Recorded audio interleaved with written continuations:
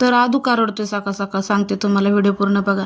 तर हाय, काय झालं सांगू तुम्हाला. माझी मम्मी आली होती, काम होतं पण काम कॅन्सल झालं. मग मम्मी म्हणली आता याला मी लय दिवस झाले आंघोळ नाही घातलेला, आंघोळच घालते.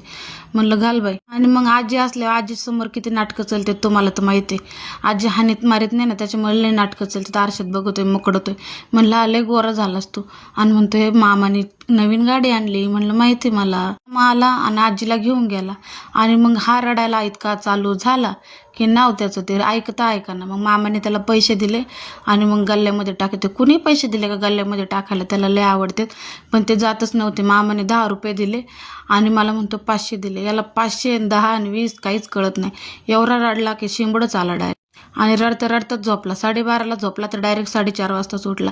आणि उठल्याबरोबर डायरेक्ट भूक लागली. मला चायनीजच खायचंय. मी म्हणलेला काय स्वप्न बिप्न पडलं का चायनीजचं. मला म्हणलं नाही मी चायनीजच खाणार. म्हणलं बरं ठीक आहे चालते बाबा करते.